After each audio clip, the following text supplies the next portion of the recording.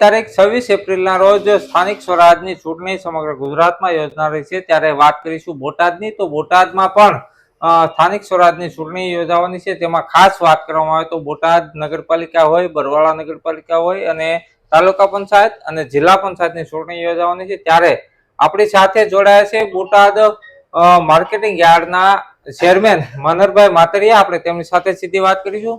નમસ્કાર, હું છું રઘુવીર મકવાણા અને હાલ અત્યારે મારી સાથે જોડાયા છે મનહરભાઈ માતરિયા. નમસ્કાર. માતરિયા સાહેબ, આપનું ખૂબ ખૂબ સ્વાગત છે. હાલ અત્યારે જે પ્રમાણે વાત કરવામાં આવે તો સ્થાનિક સ્વરાજની ચૂંટણી અને ગુગલો વાગી ચૂક્યા છે. તમામ રાજકીય પક્ષો છે જે છે તે એડીસીટીનું જોર લગાવી રહ્યા છે. ત્યારે ખાસ વાત કરવામાં આવે તો આપણે બોટાદની વાત કરીએ તો બોટાદમાં ભાજપની રણનીતિ કેવી? આગામી 26મી તારીખે સમગ્ર ગુજરાતની અંદર કોર્પોરેશન, નગરપાલિકા, તાલુકા અને જિલ્લા પંચાયતની ચૂંટણી આવી રહી છે. ત્યારે ભારતીય જનતા પાર્ટી બોટાદ જિલ્લા દ્વારા સંપૂર્ણપણે તૈયારીઓ કરી લેવામાં આવી છે.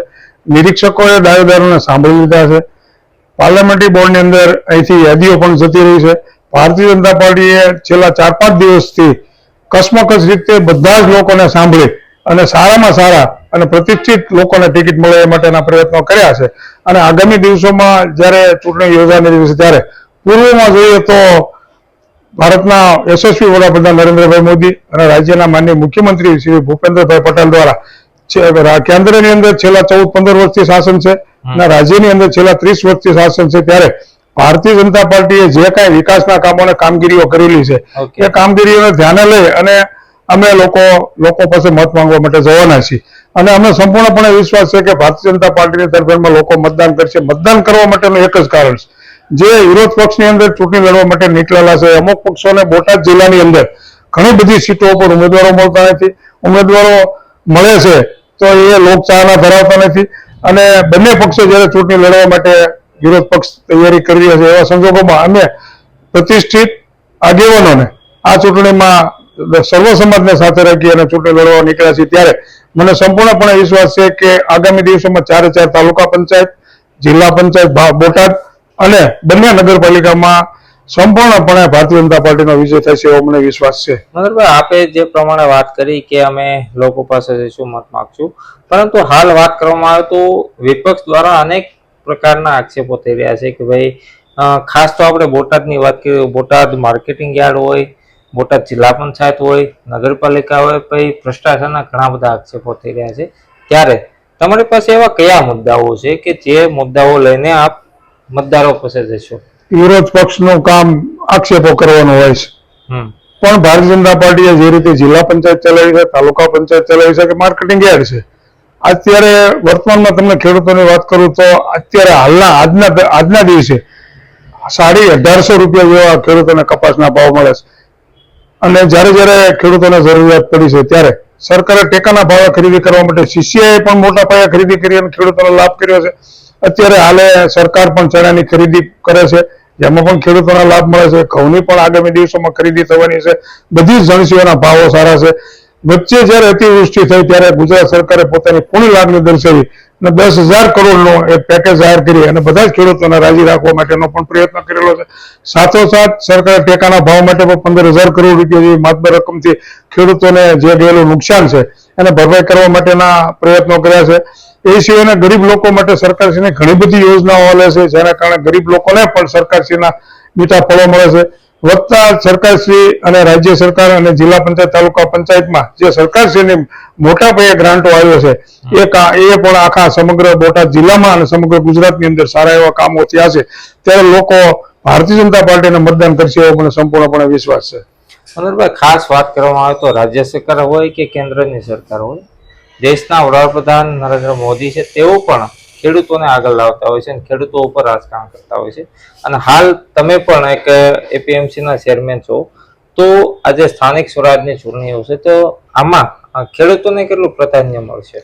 ખેડૂતોને પ્રાધાન્ય આપવા માટેની વાત છે ત્યારે હું એક વિશેષ વાત કરવા માંગીશ કે માનનીય નરેન્દ્રભાઈ જયારે વડાપ્રધાન બન્યા ત્યારથી આજ દિન સુધીમાં કોંગ્રેસ 100મી ચૂંટણી હારવા જઈ રહ્યું છે. 99 ચૂંટણીઓ રાહુલ ગાંધીના વડપણ હેઠળ હરાઈ ગઈ છે. એના આગળના પ્રમુખો સહિત બધા થઈ અને અત્યારે જે વર્તમાનમાં દેશની અંદર ચૂંટણીઓ 5 રાજ્યોમાં ચાલી રહી છે, જેમાં પણ આ હેડ્રિક બનાવવા જઈ રહ્યા છે, ત્યારે જે તમે ખેડૂતની વાત કરી, તો ખેડૂત પુત્રોને મારો અંદાજ એવો છે કે નિરીક્ષકોએ બધાને સાંભળ્યા પછી લગભગ બધા સર્વ સમાજના ખેડૂતોને અને અન્ય લોકોને સાથે રાખી અંદાજે 70 થી 75% ખેડૂત સમાજના દીકરા દીકરીઓને આ ચૂંટણી અંદર ટિકિટ મળશે એવું મારું માનવું છે.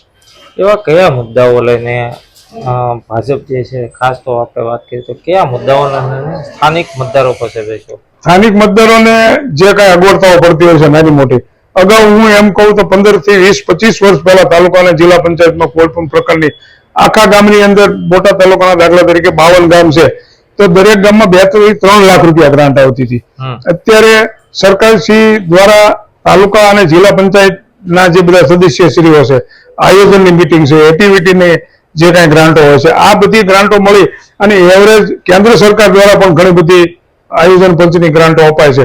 એવરેજ નાનું ગામ હોય તો ઓછામાં ઓછા 15 થી 20 25 લાખ રૂપિયા જેવી ગ્રાન્ટો આવે છે, એમપી ની ગ્રાન્ટો આવે છે, MLA ની ગ્રાન્ટો આવે છે.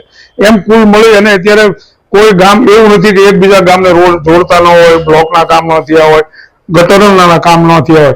આ બધા જ કામો અત્યારે હાલ પૂર્ણ થઈ ગયા છે અને આગામી દિવસોમાં તાલુકા અને જિલ્લા પંચાયતની અંદર અમે જ્યારે મતદાન માંગવા જઈશું ત્યારે નીચેથી જે કાંઈ પ્રશ્નો આવશે એ કાર્યકર્તાઓને બધાને સૂચના આપવામાં આવી છે, એની નોટિંગ કરે અને આગામી દિવસોમાં જ્યારે આ તાલુકા અને જિલ્લા પંચાયતના ચૂંટાયેલા સદસ્યશ્રીઓ જ્યારે આયોજન કરશે ત્યારે જે બાકી રહેલા કામો છે એ બધા ચૂંટાયેલા સદસ્યો આ કામ પૂર્ણ કરશે. મનોહરભાઈ, ખાસ વાત કરવામાં તો બોટાદની આપણે વાત કરીએ તો બોટાદ નગરપાલિકાની પણ ચૂંટણી યોજાવા જઈ રહી છે, ત્યારે બોટાદમાં જો વાત કરીએ તો છેલ્લા અઠવાડિયામાં 5 કે 8 દિવસે પાણી મળી રહ્યું છે લોકોના ઘરે.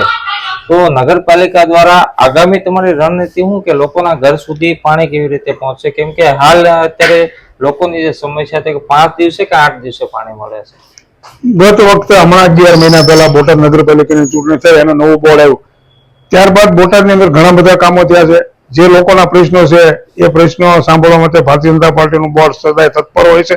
આગામી દિવસોમાં જે કઈ સમસ્યાઓ પાણીની હોય કે અન્ય રોડ રસ્તાની હોય કે સ્વચ્છતાની કોઈ સમસ્યાઓ હોય, એ સમસ્યાઓનું નિરાકરણ લાવવા માટેના ચૂંટાયેલું બોર્ડ નવા પ્રયત્નો આવ્યા પછી નવા બધા પ્રયત્નો કરશે. તમે જે વાત કરી કે 3-4 દિવસે પાણી આવે છે, 5 દિવસે પાણી અથવા 8 દિવસે 5 કે 8 દિવસે પાણી આવતું હોય છે, એકાત્ર પાણી આવે એ માટે નવી બોડી પ્રયત્નો કરશે એવું મારું માનવું છે. આગામી દિવસોમાં માની લો કે ભાજપની સરકાર બની કે તાલુકા પંચાયત, જિલ્લા પંચાયત હોય કે નગરપાલિકા હોય, તો કેવા વિકાસના કામો કરીશું? આગામી દિવસોમાં જિલ્લા પંચાયત અને તાલુકા પંચાયત આપણો જિલ્લો નવો બન્યા પછી કલેક્ટર કચેરી, SP કચેરી અને વિવિધ કચેરીઓ ઘણી બધી બની ગઈ છે. જે કાંઈ વિષયો બાકી છે, જે અહીંયા રિંગ રોડની વાત છે કે પછી અહીંયા સિવિલ હોસ્પિટલની વાત છે, મેડિકલ કોલેજની વાત છે, એ નવું બોર્ડ ચૂંટાય પછી રાજ્ય સરકારમાં ઉગ્ર રજૂઆત કરી અને આ જે સુવિધાઓ આપણા બોટાદ જિલ્લાને નથી મળી એ જિલ્લાને સંગઠનના સાથે રાખી અને બધા જ લોકો સાથે મળી બોટાદ જિલ્લાનો વિકાસ થાય એ માટેના સૌ પ્રયત્નો કરશે. ખાસ વાત કરીએ તો બોટાદમાં ટ્રાફિકની બહુ મોટી માથાના દુખાવા સમાન સમસ્યા છે, એ બાબતે શું રણનીતિ? ટ્રાફિકની સમસ્યા માટે સરકારશ્રીમાં રજૂઆતો થઈ છે.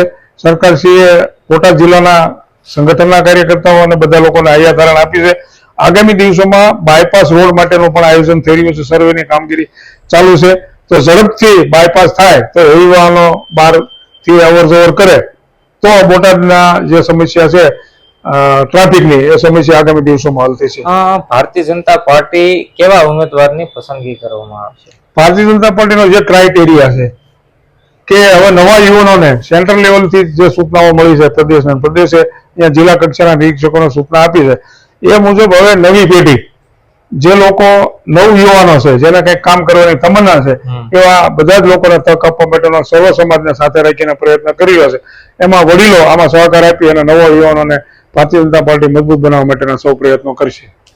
ખાસ વાત કરવામાં તો બોટાદ જિલ્લા પંચાયતની જો આપણે વાત કરીએ મનોહરભાઈ, તો બોટાદ જિલ્લા પંચાયતમાં અનેક પ્રકારના આક્ષેપો થયા હોય તેવા વિપક્ષના પણ આક્ષેપ છે અને લોકો પણ લોકમુખી એવી ચર્ચા થઈ રહી છે કે ભાઈ જિલ્લા પંચાયતમાં વિરોધ થયો છે. નગરપાલિકાની જો વાત કરીએ તો નગરપાલિકામાં પણ ભ્રષ્ટાચાર થયા હોય તેવા પણ આક્ષેપો કરી રહ્યા છે. તો હવે લોકો ભાજપને કઈ રીતે મત આપશે, શા માટે મત આપશે? લોકશાહીની અંદર બધા પ્રશ્ન પૂછવાની છૂટ હોય છે. આક્ષેપો લોકશાહીમાં થઈ શકે છે, બીજા દેશ જેવું નથી.